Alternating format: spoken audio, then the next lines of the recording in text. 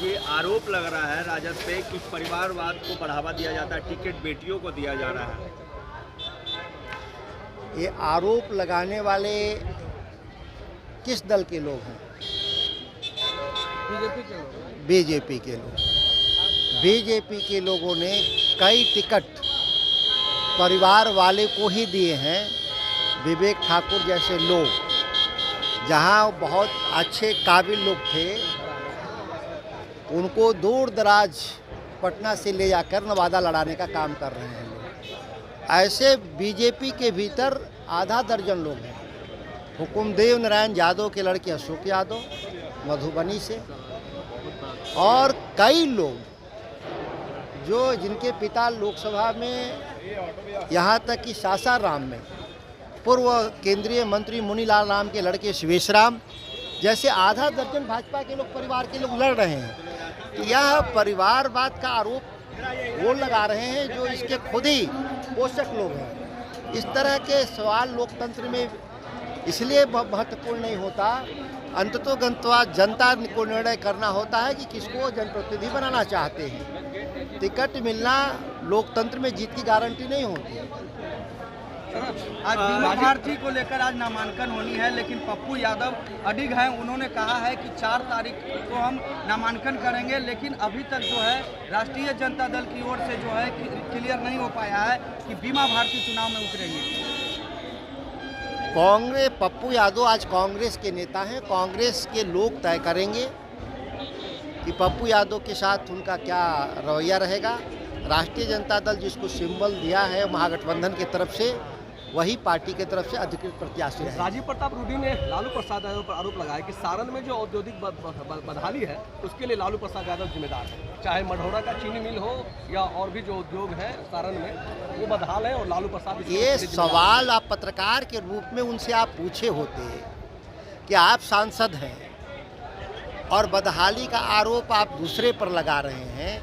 इसका से जाहिर होता है कि आप अक्षम व्यक्ति हैं, आपको नेतृत्व करने लायक नहीं है। छपरा के लोगों से गलती हुई है और छपरा के लोग इस बात को समझेंगे कि जिस व्यक्ति से कुछ भी नहीं होगा उसको रखने का क्या औचित्य। लालू प्रसाद जी ही छपरा में रेलवे इंजन दिया, कारखाना जो सबसे बड़ा कारखाना है। लालू जी ने वहाँ पे लोहे वाला चक्का जो बनता है, रेल का चक्का, उसका फैक्ट्री बैठाया जो चलता है। राजीव प्रताप रूडी भी केंद्रीय मंत्री थे, तो उन्होंने क्या दिया? एक डबल इंजन की सरकार के नाम पे छपरा को राजीव प्रताप रूडी ने क्या दिया? लालू प्रसाद जी ने तो 2 बड़े इंडस्ट्री दिया वहाँ पे, जो आज वो चालू हालत में है। तो ये किसके आंख में धूल झोंक रहे हैं राजीव प्रताप रूडी, ये इस लोकसभा के समय समझ में आ जाएगा। रोहिणी आचार्य को लेकर लगातार सवाल उठ रहे हैं और कहा जा रहा है कि लालू प्रसाद यादव ने अपनी बेटी को भी नहीं छोड़ा, किडनी लेने के बाद ही टिकट दिया। अब इससे अफसोसजनक बात दुनिया में नहीं हो सकता, और इस पर तो कोई बयान ही देने लायक नहीं है। और जिन लोगों ने इस तरह का बयान दिया है वो इससे साबित होता है कि ये मूर्ख लोग हैं। बक्सर लोकसभा चुनाव से आपकी उम्मीदवारी का नाम सामने आ रहा है। पार्टी जो निर्णय लेगी उसके हिसाब से काम करेंगे। चुनाव लड़ने के लिए हमेशा हम लोग लोकतंत्र में तैयार रहते हैं। देश के प्रधानमंत्री, यह काफ़ी देर से उनको समझ में आया प्रधानमंत्री को कि बिहार में नीतीश कुमार का जंगल राज है, जहां तमाम तरह के भ्रष्टाचार और कारगुजारियां उनके नेतृत्व में किया गया।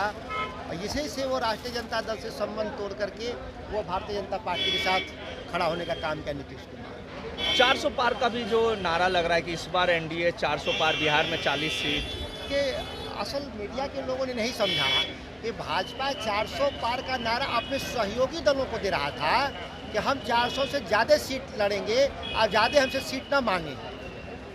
और लोगों ने समझा कि वो 400 एमपी और जीत के आएंगे, इससे तुलना करने लगा लोगों ने, बुद्धिजीवी वर्ग ने।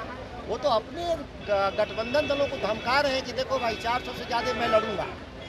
बार बार ये भी कहा जा रहा है कि इस बार फिर से मोदी लहर है और विपक्ष तितर बितर हो जाएगा, कहीं विपक्ष नहीं दिखेगा।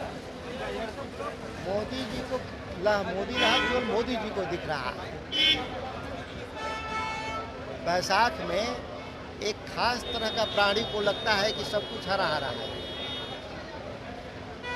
क्या लगता है कि 40 सीटों का जो बात कही जा रही है कि 40 सीट एनडीए जीत रही है, उसमें किस तरीके से चैलेंज देख रहे हैं?